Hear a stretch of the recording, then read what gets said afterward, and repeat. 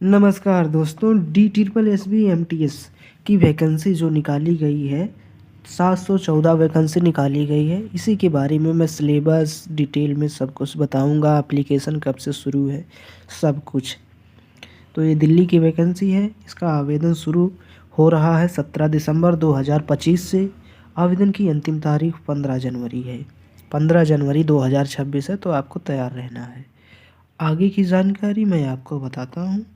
इसमें जो आपकी एज लिमिट चाहिए, न्यूनतम 18 वर्ष होनी चाहिए। अधिकतम जनरल के लिए 27 वर्ष। आयु में छूट दी जाएगी। SC ST को छूट मिलेगी, अदर को भी छूट मिलती है। आगे की जानकारी मैं आपको बताता हूँ। आवेदन शुल्क देखिए। आवेदन शुल्क जो आपका एप्लीकेशन फीस है, सामान्य जनरल OBC WS के लिए 100 रुपया एप्लीकेशन फ़ीस देना होगा। SC ST PH महिला वोमेन के लिए 0 रुपया फ़ीस, अर्थात 1 रुपया फ़ीस नहीं लगेगी। सभी महिला श्रेणी की 0 रुपया फ़ीस लगेगी। यहाँ पे देखिए, भुगतान का तरीका ऑनलाइन के माध्यम से कर सकते हैं। इसके बाद आगे की जानकारी मैं आपको बता दूं। पदों का विवरण अभी सिलेबस बताऊंगा डिटेल में। सिलेबस अच्छे से आपको तैयार करना है। यहाँ पहले पद देख लीजिए। पोस्ट वर्ग है, पदों की संख्या है। जनरल के लिए 302 पोस्ट है, OBC के लिए 212, EWS के लिए 77, SC के लिए 70, ST के लिए 53 वैकेंसी निकाली गई है। इस प्रकार 714 वैकेंसी सभी कैटेगरी के लिए निकाली गई है। अब देखिए सिलेबस। सिलेबस अच्छे से देखिए आप लोग। जो सिलेबस है आपका, परीक्षा में आमतौर पर 5 खंड सेक्शन होते हैं। सम्मान जागरूकता, जनरल अवेयरनेस। इस खंड में भारत और उसके पड़ोसी देशों से संबंधित सामान्य जागरूकता और समय की घटनाओं, करंट अफेयर्स पर आधारित प्रश्न होंगे। तो मैं डिटेल में बताता हूँ कौन कौन से विषय होंगे। आप देखिए, सामान्य ज्ञान से जो विषय होंगे, हिस्ट्री से क्वेश्चन होगा, इतिहास से प्रश्न होंगे, भूगोल से प्रश्न होंगे, संस्कृति कल्चर से प्रश्न होंगे, स्टैटिक जीके जो होती है, अर्थव्यवस्था से क्वेश्चन होंगे, भारतीय संविधान से प्रश्न होंगे, खेल से ये स्टैटिक में आ गया, वैज्ञानिक अनुसंधान जो रिसर्च हो रही है उससे भी स्टैटिक में प्रश्न होंगे। तो आपको अच्छे से तैयार करना है इन्हें। राष्ट्रीय अंतर्राष्ट्रीय घटनाएं अच्छे से तैयार कर लेना है। ये आपका सामान्य ज्ञान का सिलेबस रहा। अब चलिए मैं अगली विषय आपको बताता हूँ। Scoring subject reasoning.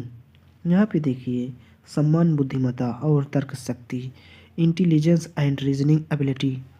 इस खंड में अभ्यर्थी की मानसिक क्षमता, तर्क और विश्लेषण एनालिसिस की क्षमता का आकलन किया जाएगा।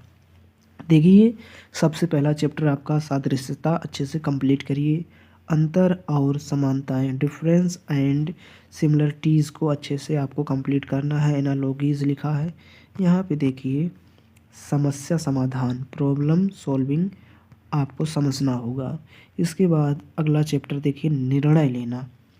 निर्णय लेना, दृश्य स्मृति, भेदभाव, अंकगणितीय तर्क, मौखिक और गैर मौखिक, verbal and non verbal reasoning से प्रश्न होंगे। तो अच्छे से रीजनिंग को कंप्लीट करिए।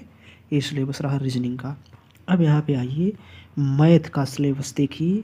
मैथ तो आप सभी की मैथ अंकगणित ही रहेगी, बेसिक रहेगा। अर्थमेटिक आपका बेसिक या खंड संख्या प्रणाली और गणितीय गणनाओं से संबंधित रहेगा।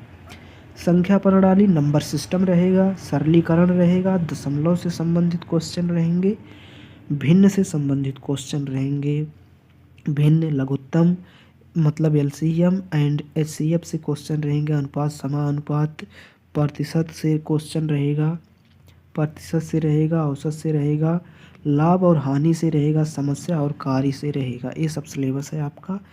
देखिए, टाइम एंड डिस्टेंस, समय और दूरी से रहेगा, साधारण और चक्रवृद्धि ब्याज से भी क्वेश्चन रहेगा। ये इंपॉर्टेंट चैप्टर है, आपको ज़रूर तैयार कर लेना चाहिए। इसके बाद आपकी अगली विषय है अंग्रेजी इंग्लिश। अंग्रेजी भाषा से आपको प्रश्न मिलेंगे। यह खंड अंग्रेजी भाषा की समझ और सटीकता का परीक्षण करेगा। शब्दावली वोकेबलरी आपको अच्छे से तैयार करनी है। व्याकरण ग्रामर पढ़ना है। वाक्य संरचना सेंटेंस स्ट्रक्चर को समझना है।